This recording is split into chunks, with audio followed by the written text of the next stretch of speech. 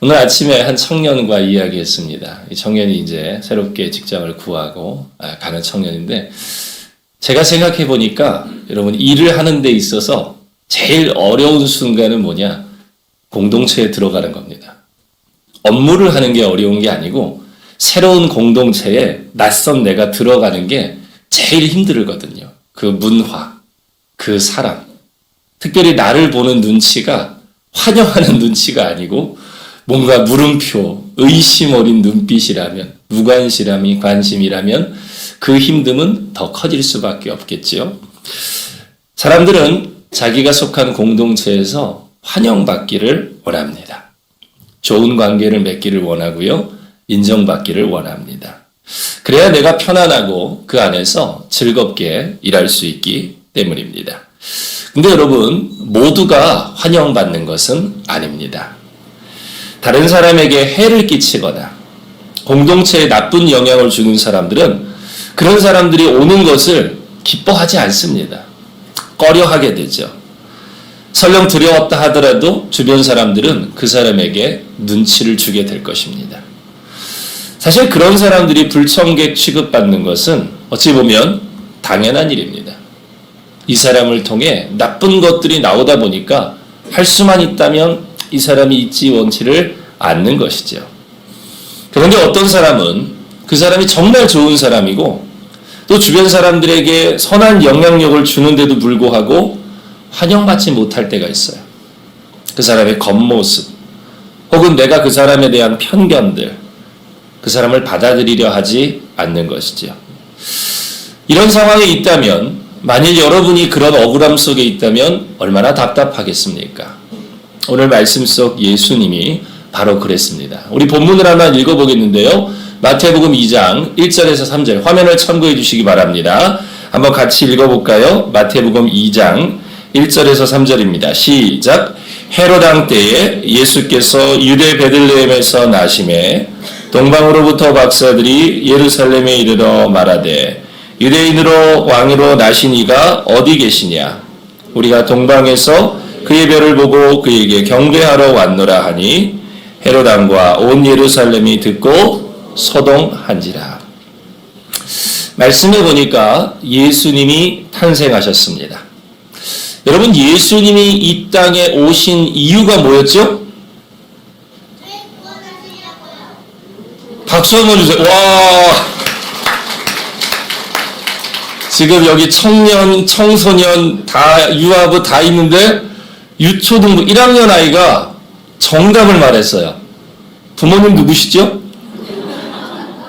아까 등짝을 때리려다가 지금 약간 지금 태도가 바뀌었을 것 같아요. 주님이 이 땅에 오신 이유는 바로 이겁니다. 같이 읽어볼까요? 시작. 아들을 낳으리니 이름을 예수라 하라. 이는 그가 자기 백성을 그들의 죄에서 구원할 자이심이라. 아멘. 김선희 선생님 계신가요? 역시 훌륭하십니다. 주님이 이 땅에 오신 가장 근본적인 이유는 우리를 구원하시기 위해서입니다. 예수라는 이름의 뜻이 바로 이거예요. 자기 백성을 죄에서 구원할 자. 예수님은 우리를 죄와 사망에서부터 건지시고 영원한 생명과 천국의 기쁨을 주기 위해 이 땅에 오셨습니다. 여러분, 이것은 우리가 예수님을 믿어야 할 가장 근본적인 이유입니다. 단순히 복을 받고 잘 사는 것이 아니라 우리 죽음 이후 영원한 삶이 있음을 믿기에, 그리고 그 영원한 삶이 내가 예수를 믿어 죄의 문제를 해결받았느냐 그렇지 않느냐에 따라 달라지는 것을 믿기에 우리는 반드시 예수님을 믿어야 되는 것이죠. 게다가 성경에 보니까 죄의 문제를 해결할 수 있는 유일한 길은 예수 그리스도를 믿는 것밖에 없다라고 분명히 이야기합니다. 그래서 예수님이 이 땅 가운데 오신 것은 우리 가운데 너무나 기쁜 소식입니다. 뿐만 아닙니다. 우리 말씀을 하나 더 읽어볼까요? 시작. 평안을 너희에게 끼치노니 곧 나의 평안을 너희에게 주노라.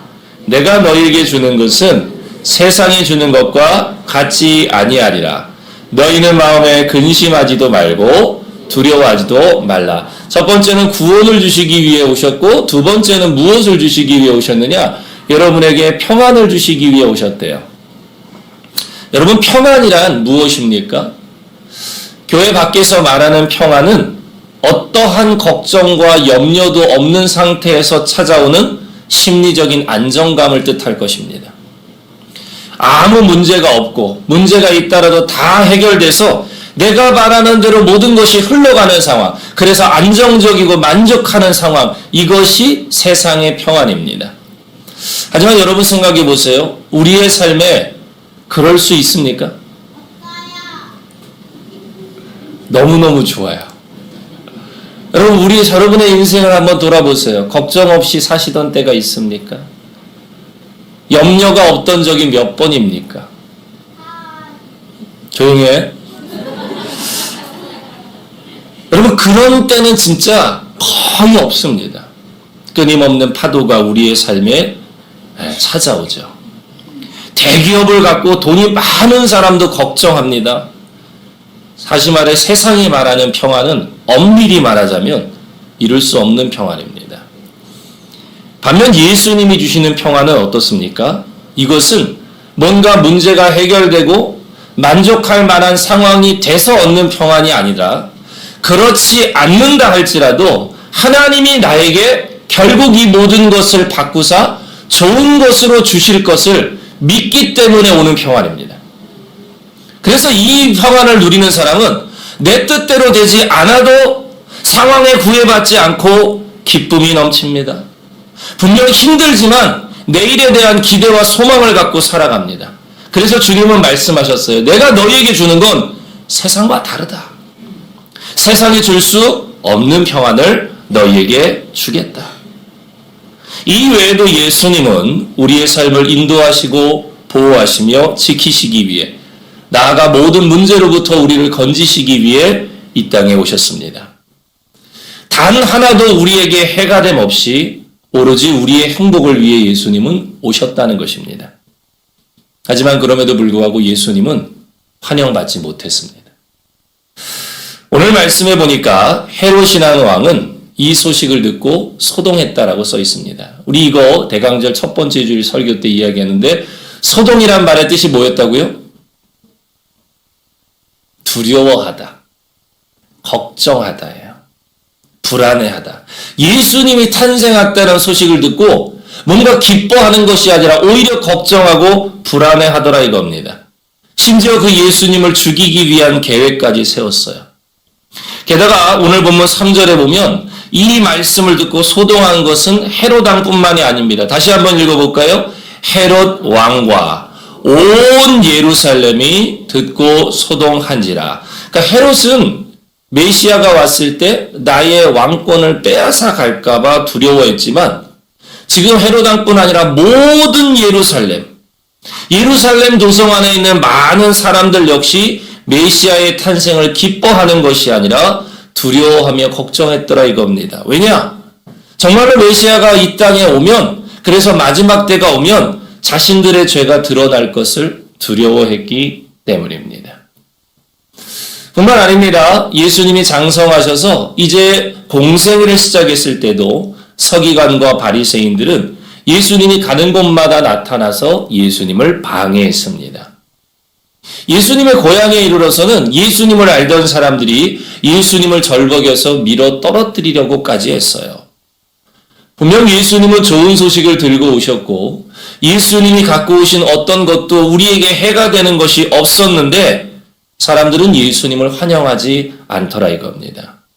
오히려 불청객 취급하며 예수님을 죽이려고 했고, 또 심지어 결국은 십자가에 못 박아 죽였다는 것이죠. 그러니 예수님의 마음이 얼마나 괴로웠겠냐라는 것입니다. 쉽게 말해 여러분들이 누군가에게 꼭 필요한 것을 가져다 줬어요. 이 가져다 준 것이 그 사람에게 있어서는 너무나 감사한 일이고 그의 삶에 있어서 아주 유익한 거예요. 그런데 기껏 가져왔더니 여러분을 반기기는커녕 뭐하러 이런 걸 갖고 왔냐며 여러분을 등 떠밀고 여러분이 갖고 왔던 걸 땅바닥에 패대기 친다 생각해 보세요. 얼마나 화가 나겠습니까? 그런데 오늘 말씀 속 예수님을 보십시오. 예수님은 자신을 불청객 취급하는 사람들을 향해 화내지 않았습니다. 서운하다며 저들에게 해야 할 책임들을 외면하지도 않았어요. 사람들은 예수님을 불청객 취급했지만 예수님은 끝까지 자신이 이 땅에 오신 목적을 이루기 위해 노력하셨다는 것입니다.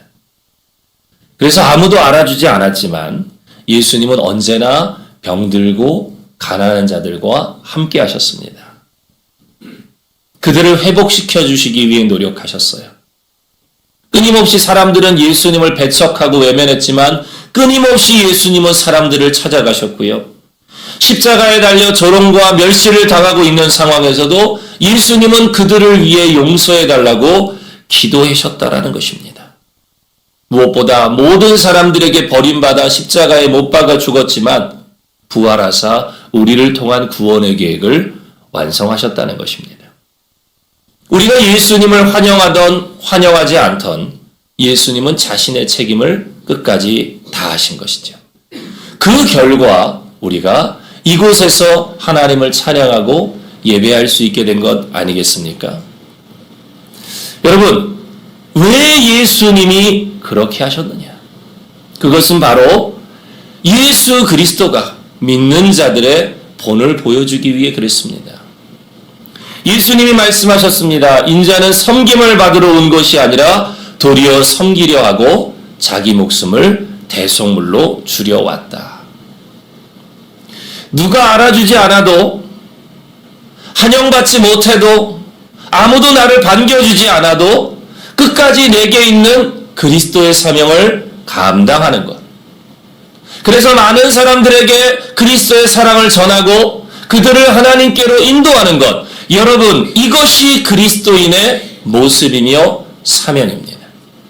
그래서 예수님은 아무리 불청객 취급받았다 할지라도 그것 때문에 실망하며 서운해하며 싸운 게 아니라, 자신의 책임을 외면하고 도망친 게 아니라, 그럴수록 더욱더 낮은 자리에 들어가시고 그럴수록 더욱더 사랑으로 섬기시며 자신에게 주어진 복음의 책임을 끝까지 감당하셨다는 것입니다.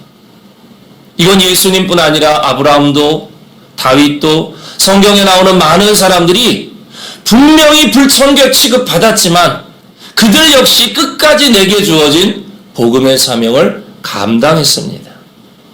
그로 인해 공동체가 회복되고 무엇보다 예수님을 통해 온 인류가 구원받는 놀라운 역사가 일어나는 것이죠. 마찬가지입니다.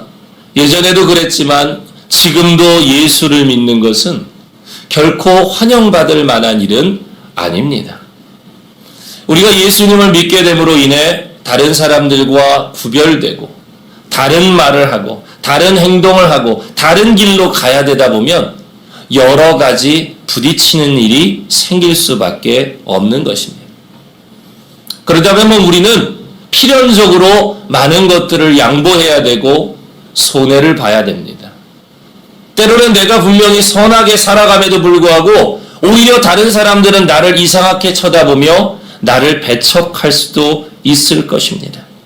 오죽했으면 예수님이 세상으로 제자들을 파송하며 양을 이리 가운데 보내는 것이라고 이야기하셨겠습니까? 그러다 보니 세상 속에 살아가는 그리스도인들은 언제나 눈치를 볼 수밖에 없고 보이지 않는 차별 속에서 힘든 삶을 살아갈 수밖에 없습니다. 하지만 그렇다고 해서 우리가 세상 속에 해로운 존재들이냐? 절대 그렇지 않습니다. 제가 종종 말씀드리지만 여러분, 우리나라에서요, 사회복지기금 중에 50% 이상이 어디서 나오는지 아십니까? 교회에서 냅니다. 민간 사회복지단체 기금의 50% 이상이 교회에서 나오는 거예요. 엄청나게 많은 부분들을 감당하고 있습니다.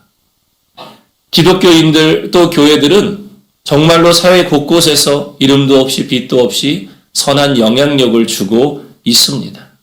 건강한 그리스도인들은 정직과 성실로 세상을 사랑하고 사랑으로 사람들을 돌보며 무엇보다 옆에 있는 사람들을 기도하고 섬겨줍니다. 그런 사람들이 가는 곳마다 얼마나 좋은 것들이 일어나겠습니까? 근데 그럼에도 불구하고 우리는 불청객 취급받는다는 것입니다. 우리를 환영하지 않고 오히려 우리를 배척하며 우리가 들어오는 것을 원치 않죠. 하지만 오늘 제가 이 예수님의 말씀을 통해 여러분들과 나누고 싶은 것은 그렇다 할지라도 우리는 그리스도인들의 책임을 잘 감당하자라는 것입니다. 인류를 위해 이 땅에 오셨어도 여전히 환영받지 못했던 예수님께서 그럼에도 불구하고 자신의 목숨을 우리를 위해 내어놓으셨듯이 우리를 향한 책임을 끝까지 감당하셨듯이 우리 역시 환영받지 못한다 할지라도 누군가 여러분의 수고를 알아주지 않는다 할지라도 우리는 예수 믿는 사람으로서 우리가 속한 곳에서 선한 영향력을 주어야 할 것입니다. 가장 먼저 여러분의 가정에서, 여러분의 배우자에게, 여러분의 자녀들에게 여러분은 선한 영향력을 줘야 됩니다.